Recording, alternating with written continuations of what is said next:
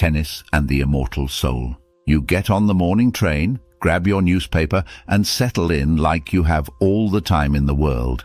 You casually flip through the pages, taking your time because you know you have at least half an hour ahead of you. You're relaxed, almost as if you live on a planet where the day has 124 hours instead of 24. Now, let me be clear. I love newspapers. I read several every day in different languages even. But here's the thing. I don't think the morning train is the right time for reading them. Newspapers are meant to be read quickly whenever you have a free moment, not during a solid chunk of valuable alone time like your morning commute. Time is precious, and I can't just stand by and let you waste it like that.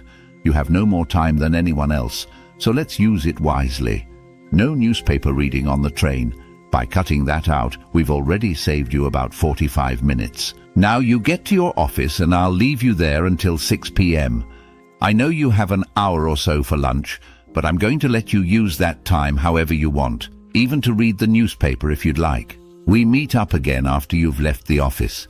You're pale and tired, at least that's what your wife says, and you don't argue with her. During your commute home, you've been convincing yourself that you're exhausted. This feeling of tiredness seems to hang over the entire city, especially in winter. When you get home, you don't eat right away. An hour later, you finally feel like you could eat something, so you do.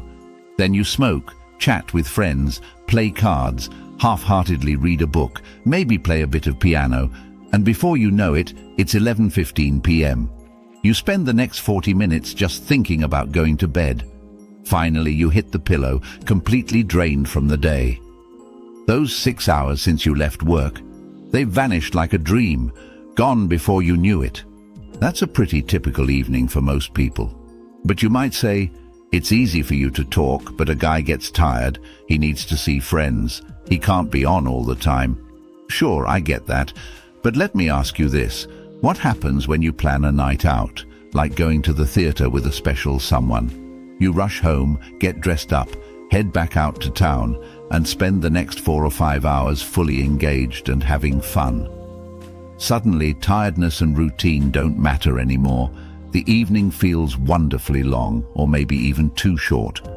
And remember when you joined that amateur opera group and practiced for 2 hours every other night for 3 months? When you have something exciting to look forward to in the evening, it brings a new energy and enthusiasm to your entire day. So here's my suggestion. When you get off work at 6 p.m., be honest with yourself. You're not really that tired. Plan your evening so that dinner doesn't interrupt it, giving you a clear block of at least 3 hours. I'm not saying you should spend every night exhausting your mental energy, but start by dedicating an hour and a half every other evening to something meaningful that helps you grow. You'll still have plenty of time for friends, games, casual reading, and relaxation. Plus, you'll have the luxury of 45 hours of free time between Saturday afternoon and Monday morning. If you stick with this, you'll eventually want to spend more evenings on something truly fulfilling, and you'll stop that habit of muttering, "Time to think about going to bed," at 11:15 p.m. People who start winding down 40 minutes before actually going to bed are bored. That means they're not really living. At first, those 90 minutes 3 times a week need to be the most important part of your day. Treat them as seriously as you would a tennis match or a theater rehearsal. Instead of saying, "Sorry, I can't hang out, I've got a tennis game," you should say, "Sorry, I have work to do." Yes, it's tough to say that because tennis feels more urgent than taking care of your soul, but it's worth it.